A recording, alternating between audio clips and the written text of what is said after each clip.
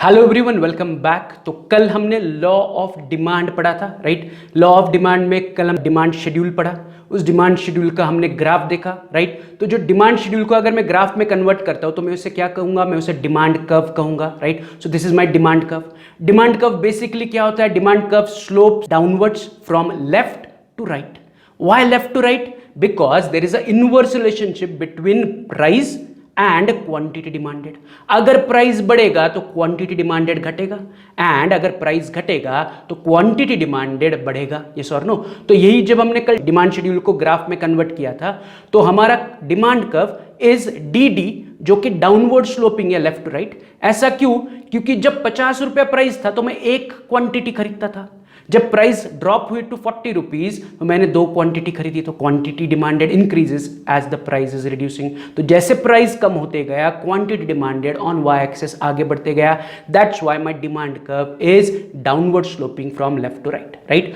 आज हमें पढ़ना है exceptions to law of demand. क्या पढ़ना है आज हमें? Exception to law of demand. Exceptions मतलब क्या?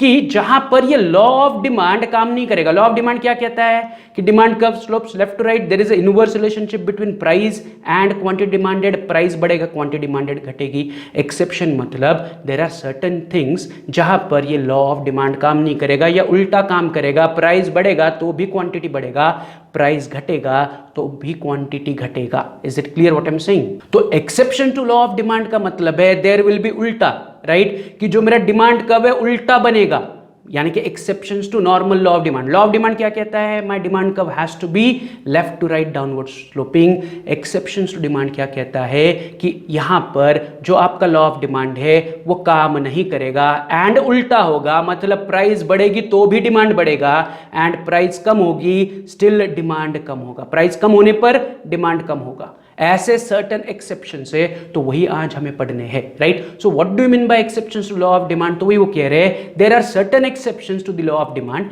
It means that under exceptional circumstances consumer buy more when the price of commodity rises and buy less when the price of commodity falls. In such cases demand curve slopes upward from left to right, that is the demand curve has a positive slope as shown in this demand curve. तो ये जो हमारा है ये exceptional demand curve है, ये हमारा normal demand curve है। नॉर्मल डिमांड कर्व कहां पर है? Left to right downward sloping है, एंड एक्सेप्शनल डिमांड कर्व क्या है? अपवर्ड स्लोपिंग है। Left to right upward sloping है, वो पॉजिटिव रिलेशन दिखा रहा है प्राइस एंड क्वांटिटी डिमांडेड का, right. So D curve is going up, price बढ़ रहा है, क्वांटिटी भी बढ़ रहा है। प्राइस घट रहा है, क्वांटिटी भी घट रहा है। सो this is exceptional demand curve. ये नॉर्मल डिमांड कर्व है, ये एक्सेप्शनल डिमांड कर्व है। देखो दोनों ऑपोजिट ऑफ ईच अदर है। This is exceptional demand curve. Exceptional demand curve मतलब प्राइस बढ़ेगी, क्वांटिटी भी बढ़ेगी, या क्वांटिटी डिमांड भी बढ़ेगा। प्राइस घटेगी, क्वांटिटी डिमांड घटेगा।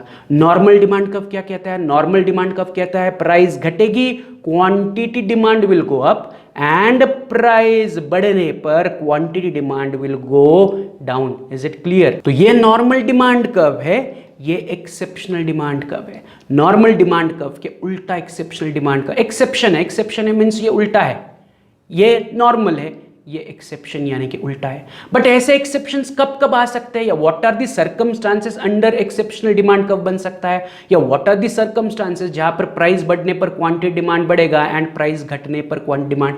तो वही हमें एक एक करके डिटेल में पढ़ना है, राइट। ये क्लियर है दोनों को, normal demand curve and exceptional demand curve. Normal demand curve slopes downward from left to right showing the inverse relationship कि प्राइस बढ़ने पर क्वांटिटी डिमांड कम होगा एंड प्राइस घटने पर क्वांटिटी डिमांड बढ़ेगा।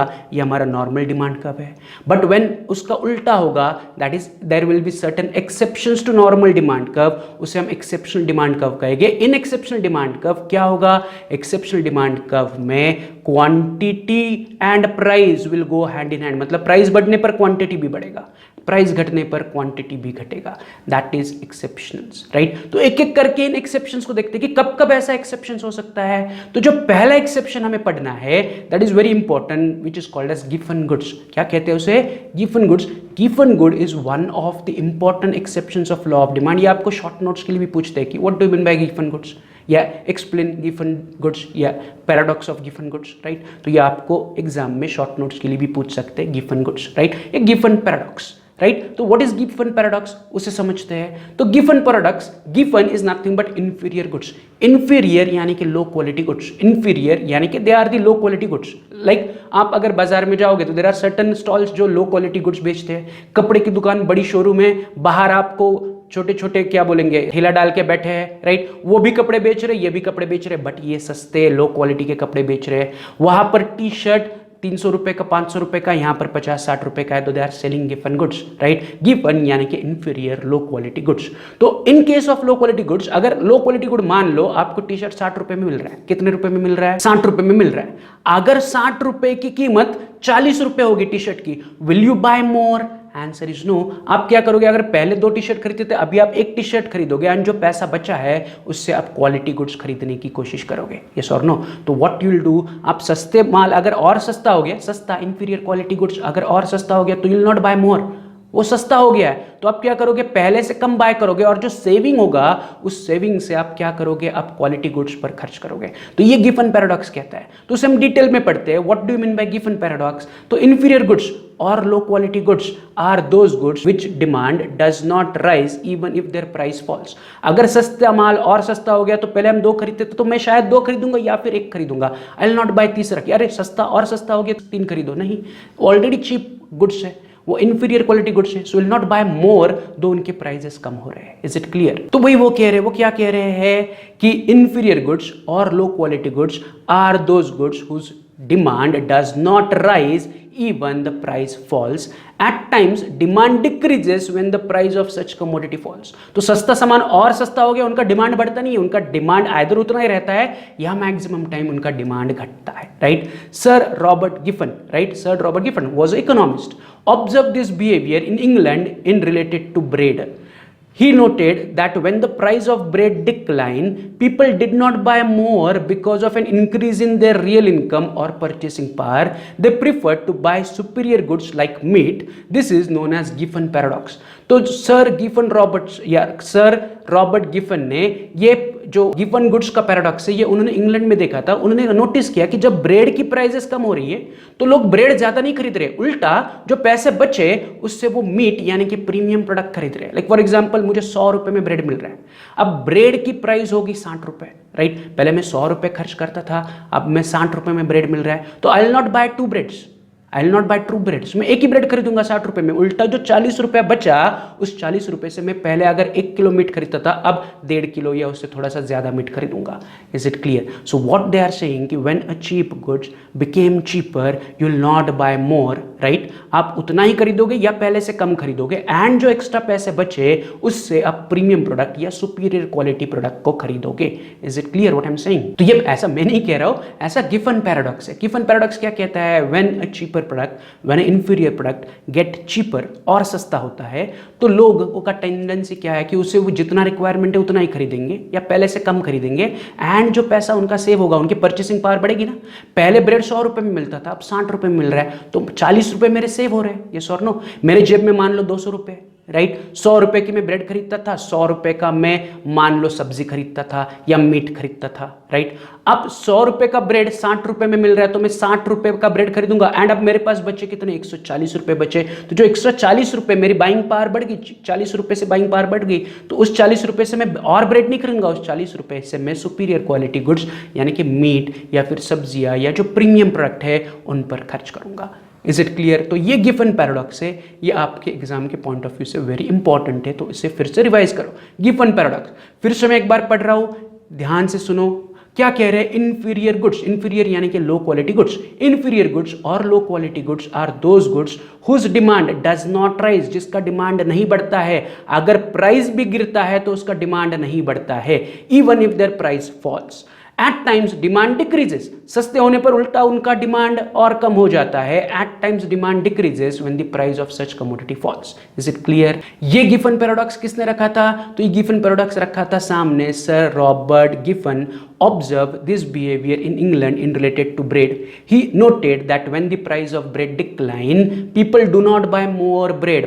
ब्रेड का प्राइस कम हो गया, लोग ज्यादा ब्रेड नहीं खरीद रहे, उल्टा जो उनका सेविंग्स हो रहा है पैसा वो इन्वेस्ट कर रहे हैं, उससे वो मीट खरीद रहे हैं, right. They did not buy more because of an increase in real income और purchasing power. They prefer to buy superior goods like meat. This is known as Giffen's paradox, right. Sir Giffen ने इसको put fourth किया था, इसलिए इसको Giffen paradox कहते हैं. Is it clear? Giffen paradox या गिफन गुड्स यानी कि लो क्वालिटी गुड्स या सस्ते गुड्स, राइट. तो सस्ते गुड्स में हमारा लॉ ऑफ डिमांड काम नहीं करेगा. लॉ ऑफ डिमांड क्या कहता है? प्राइस बढ़ने पर डिमांड बढ़ना चाहिए, but in case of inferior goods price कम होने पर इसका डिमांड नहीं बढ़ रहा है. लॉ ऑफ डिमांड क्या कहता है? लॉ ऑफ डिमांड बोल रहा है कि प्राइस कम होने पर डिमांड बढ़ना चाहिए, but in case of Giffen goods या in case of inferior quality goods price गिरने पर डिमांड नहीं बढ़ रहा है, वो कांस्टेंट रहेगा या उल्टा पहले से कम होगा, राइट. क्योंकि पीपल के लोग क्या करेंगे, अरे सस्ता हो गया कम खरीदो, ये एक्स्ट्रा पैसा बच रहा है उससे अच्छा क्वालिटी का प्रोडक्ट खरीदो.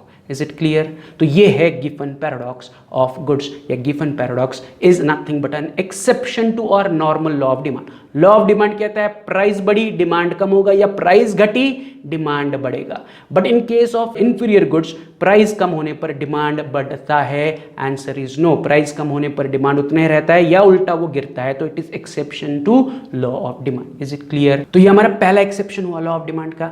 चलते हैं दूसरा exception of law of demand, that is prestigious goods या prestige goods. Now prestige goods यानी कि नथिंग बट जिनकी वैल्यू पहले से हाई है. Like if I buy a diamond, so diamond हम खाने के लिए थोड़ी खरीदते हैं, डायमंड हम प्रेस्टीज सिंबल के लिए खरीदते हैं. ये sir no, if anybody is wearing diamond in their ring, हम बोलते हैं अरे बहुत अमीर है, तो आप उसका प्रेस्टीज वो अपने डायमंड से दिखा रहा है. So diamond is a prestigious goods. अब डायमंड अगर सस्ता हो गया, देखो वेरी सिंपल लॉजिक है, डायमंड अगर सस्ता हो गया तो लोग बोल रहे हैं सस्ता गुड है क्यों खरीदना है. बट अगर डायमंड महंगा हो गया तो पीपल बोल रहे हैं कि अरे महंगा हो गया मतलब मैं खरीदूंगा तो प्रेस्टीज और बढ़ेगा. ये सर नो. तो एज डायमंड की या प्रेस्टिजियस गुड्स की कीमत बढ़ेगी, people will want more of that. ये sir no.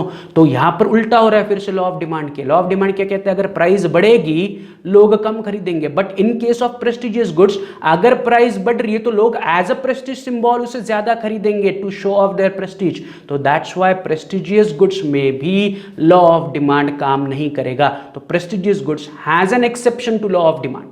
Prestigious goods has a exception to law of demand.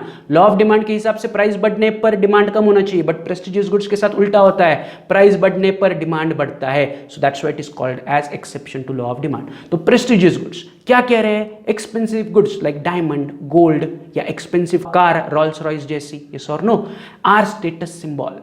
So rich people buy more even when their prices are high. तो अमीर लोग उसे रॉल्स रॉयस पहले 4 करोड़ की थी या 5 करोड़ की, तो आई एम बाइंग 5 करोड़ की Rolls Royce to show off my status symbol या to show my prestige. Yes और नो. तो इसीलिए वो कह रहे हैं कि जो प्रेस्टिजियस गुड्स है वहां पर लॉ ऑफ डिमांड काम नहीं करेगा. प्रेस्टिजियस गुड्स की प्राइस बढ़ने पर उसका डिमांड भी बढ़ेगा. That's why prestigious goods are exception to law of demand. Is it clear? तो हमने दो एक्सेप्शंस पढ़े, दोनों एक दूसरे के ऑपोजिट है. देखो इंफीरियर गुड्स मतलब लो क्वालिटी गुड्स, एकदम जो रोड पे मिलते हैं लो क्वालिटी गुड्स, एंड एक हमने देखा प्रेस्टिजियस यानी कि हाई क्वालिटी गुड्स. सो दोनों अपोजिट है बट दोनों भी एक्सेप्शन है टू लॉ ऑफ डिमांड. सस्ते गुड्स और सस्ते होने पर you will not buy more, right. महंगे गुड्स महंगे होने पर आप क्या करोगे? आप ज्यादा खरीदोगे एज अ प्रेस्टीज सिंबल. तो रिच पीपल विल, अरे ये महंगा है so it is has to be bought as my prestige symbol. Yeah, I need to buy it to show off my status. Yes or no? तो rich people will buy more if the prestigious goods are getting costlier. अगर आपने सुना होगा diamond की price कभी कम हुई है? नहीं सुना है. गोल्ड की प्राइसेस कभी कम हुई है? नहीं सुना है. यस और नो. ये हमेशा इनकी प्राइस बढ़ती है बट स्टिल उनका डिमांड भी बढ़ रहा है. गोल्ड का प्राइस बढ़ रहा है, डिमांड भी बढ़ रहा है, right, because it shows a prestige of the buyer, right. तो prestigious goods are exception to law of demand and उसका उल्टा inferior low quality goods is also exception to law of demand. बीच के जो है वो सारे नॉर्मल है तो उनका लॉ ऑफ डिमांड के हिसाब से चलेगा, राइट. अगर आप घर पे आटा खरीद रहे हो, चावल खरीद रहे हो, गेहूं खरीद रहे हो, तो ये सारी चीजें आर नॉर्मल गुड्स, वहां पर लॉ ऑफ डिमांड काम करेगा. बट जो रस्ते वाले यानी कि इंफीरियर गुड्स है वहां पर लॉ ऑफ डिमांड काम नहीं करेगा. एंड जो हाई क्वालिटी या हाई स्टेटस वाले गुड्स है लाइक एक्सपेंसिव स्पोर्ट्स कार है या जेट प्लेन खरीदना हुआ या फिर गोल्ड खरीदना हुआ या फिर अगर आप डायमंड खरीद रहे हो, तो ये सारे प्रेस्टीज सिंबल दिखाते हैं अमीर लोगों के, तो उनका भी क्या होगा? डिमांड बढ़ेगा, अगर उनका प्राइस बढ़ रहा है तो उनका डिमांड भी बढ़ेगा। तो it is exception to law of demand. तो ये दो क्लियर है, पहले एक्सेप्शन गिवन गुड्स एंड दूसरा है प्रेस्टिजियस गुड्स। चलते हैं ऑन तीसरा exception to law of demand, that is speculation. What do mean by speculation? Speculation मतलब अंदाज लगाना, right? There is no knowledge behind it और नो कैलकुलेशन बिहाइंड इट, अंदाजे से। आप कभी कभार सुनते हो ना कि कोई आपको अगर कहता है अरे पेट्रोल खरीदो 2 दिन बाद और महंगा होने वाला है, या सोना खरीदो महंगा होने वाला है, या कोई आपको मदर को बोलता है अरे ऑयल खरीद लो, कुकिंग ऑयल खरीद लो, 2-4 हफ्तों में महंगा हो जाएगा। दे आर जस्ट स्पेक्यूलेटिंग कि महंगा हो जाएगा या सस्ता हो जाएगा। They are just speculating, they don't have any formal knowledge और information about the product price, they are just speculating. तो स्पेक्यूलेशन की वजह से क्या होगा, लॉ ऑफ डिमांड उल्टा काम करेगा। लाइक फॉर एग्जाम्पल दिवाली नजदीक आ रही है, तो दिवाली नजदीक आ रही है तो जो क्या कहते हैं घी की प्राइस जैसे वो बढ़ रही है। पहले 500 रुपया किलो था, अब 525 रुपया किलो मिल रहा है। तो जो खरीदने वाला है वो क्या बोलेगा, अरे अभी दिवाली 2 महीने बाद है, 525 में मिल रहा है, आगे जाके और घी की प्राइसेस बढ़ सकती है, ज्यादा खरीदो। ज्यादा खरीदो मतलब अगर 1 किलो की जरूरत है तो 2 किलो खरीदो, क्योंकि बाद में 550 भी हो सकता है। तो क्या हो रहा है, future expectation, I am speculating about the price की फ्यूचर में और बढ़ेगा, तो अभी 500 से 525 हुआ, फिर भी मैं ज्यादा खरीद रहा हूं। व्हाई?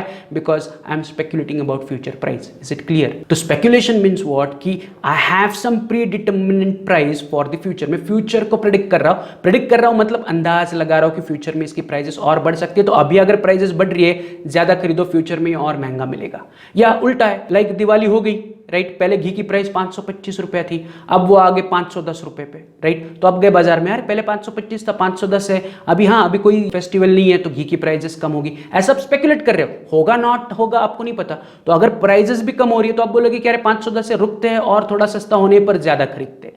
तो भले ही प्राइसेस कम हो रहे हैं, you are not buying it, right? So that is an exception to law of demand. Law of demand क्या कहता है, प्राइस कम होने पर डिमांड बढ़ेगा, बट यहाँ पर प्राइस कम हो रहा है, आप ज्यादा खरीद रहे हो क्या? नहीं, आप स्पेकुलेट कर रहे हो कि और कम होगा तब मैं ज्यादा खरीदूंगा, right? So that is speculation. या घी की प्राइस बढ़ रही है, आप स्पेकुलेट कर रहे हो कि अभी ज्यादा खरीद लो और बढ़ेगा, तो यू आर स्पेकुलेटिंग। यस और नो? मतलब घी की प्राइस बढ़ रही है, डिमांड भी बढ़ रहा है, व्हाई? Because of speculation. तो यही है तीसरा एक्सेप्शन, दैट इज स्पेकुलेशन। तो वो क्या कह रहे हैं, the law of demand does not hold true when people expect price to rise still in further, right? In this case, although the price has risen today, consumer will demand more in anticipation of further rise in price. For example, price of oil, sugar, etc. tend to rise before Diwali. So people go on purchasing more at a higher price as they anticipate that the price may rise during the period of Diwali. तो दिवाली आने वाली है, लोग घी खरीदते हैं, आटा खरीदते हैं, चावल खरीदते हैं, तो भले उनके प्राइसेस बढ़ रहे हैं, आप उनकी क्वांटिटी ज़्यादा खरीद रहे हो on the assumption, on the speculation कि दिवाली के वक्त इनकी प्राइसेस और बढ़ जाएगी, तो अभी ज़्यादा खरीद लो, भले ही थोड़ा महंगा है बट ज़्यादा खरीद लो. तो it is exception to law of demand. Prices बढ़ रहे हैं फिर भी डिमांड बढ़ रहा है, यस और नो. तो बिकॉज ऑफ स्पेक्यूलेशन क्या हो रहा है, लॉ ऑफ डिमांड ट्रू नहीं हो रहा है. घी की प्राइसेस बढ़ रही है, आप स्पेक्यूलेट कर रहे हो, अरे दिवाली के वक्त और बढ़ जाएगी, 2 किलो खरीद लो और बढ़ेगा और बाद में और महंगा मिलेगा, अभी बढ़ रहा है फिर भी खरीद. तो current there is a rise in price, still there is a rise in demand because you are speculating. तो स्पेक्यूलेशन की वजह से लॉ ऑफ डिमांड ट्रू साबित नहीं होगा. Right, getting it. तो ये हमारा तीसरा एक्सेप्शन था, दैट इज स्पेक्यूलेशन. पहला एक्सेप्शन था लोअर क्वालिटी गुड्स, या उसे हम गिवन गुड्स कहते हैं या इंफीरियर गुड्स कहते हैं. दूसरा हमने देखा प्रेस्टिजियस गुड्स, जो as a prestige symbol rich people खरीदते हैं, तो वो महंगा होने पर उसका डिमांड बढ़ेगा, यस और नो. एंड तीसरा भी हमने देखा स्पेक्यूलेशन की ऑन द प्रिजम्पशन कि फ्यूचर में और प्राइजेस बढ़ेगी, भले ही अभी घी महंगा हो रहा है, आप उसे और ज्यादा खरीद रहे हो, on the presumption, on the speculation की फर्दर इसकी प्राइजेस और बढ़ेगी. राइट, सो ये तीसरा एक्सेप्शन है of speculation. Is it clear? तो 3 एक्सेप्शन हो गए लॉ ऑफ डिमांड के. चलते हैं ऑन द चौथा exception of law of demand, that is price illusion. Now what is price illusion? तो प्राइस इल्यूजन के लिए हमारे हिंदी में एक कहावत है. वो कहावत क्या है? महंगा रोए एक बार, सस्ता रोए बार बार. क्या कहावत है? कि महंगा रोए एक बार, सस्ता रोए बार बार. मतलब if you buy a product which is of a costly price, या वो महंगा है, तो वो ज्यादा खर्चा नहीं उठाएगा, या उसे ज्यादा मेंटेन करने की जरूरत नहीं है, या वो लंबा चलेगा. बट जो सस्ता प्रोडक्ट है उसे आपको मेंटेन करना पड़ेगा, या वो ज्यादा नहीं चलेगा. राइट, वो खर्चा निकालेगा बार बार. तो वही है price illusion. What is price illusion? कि if it is costly means it is good, वो लंबा चलेगा. Right, price illusion. If it is costly means it is good, वो लंबा चलेगा, अगर वो सस्ता है मतलब वो इंफीरियर क्वालिटी का है, वो लंबा नहीं चलेगा। तो प्राइस इल्यूजन की वजह से लॉ ऑफ डिमांड ट्रू नहीं हो सकता कि अगर कोई महंगी जीन्स है तो आप क्या करो, यार महंगी 3000 की जीन्स है खरीद लो, ज़्यादा चलेगी, 3-4 चलेगी। 700 रुपये की जीन्स है, नहीं सस्ती है, 700 रुपये की है, पता नहीं 2-3 महीना भी नहीं चलेगी कि या पहले धुलाई में खराब हो जाएगी। तो प्राइस इल्यूजन, तो यही है हमारा चौथा exception to law of demand. तो वो क्या कह रहे हैं, consumer have a illusion that high price goods are of better quality, right? Therefore, the demand for such goods tend to increase with the rise in their price. For example, branded products which are expensive are demanded even at a high price. So जो branded products है, जो brand है, branded jeans, branded cosmetics, branded mobile, iPhone का हर बार जब नया iPhone launch होता है तो उसकी प्राइस पहले iPhone से ज़्यादा ही होती है, still people buy it because you get quality, brand value है। तो branded products are demanded at a higher quantity, still उनके prices बढ़ रहे हैं। Is it clear? तो ये है हमारा चौथा exception, that is price illusion. Price illusion का सिंपल मतलब है कि जब कस्टमर मार्केट में जाते हैं, अगर वो ब्रांडेड प्राइस उनको कॉस्टलियर दिख रहा है, उनको इल्यूजन क्या होता है कि ये ब्रांडेड है, महंगा है, मतलब ये बेटर क्वालिटी का है, ये लंबे समय के लिए चलेगा। सो भले ही वो पहले से महंगा है, आप फिर भी उसे डिमांड करोगे।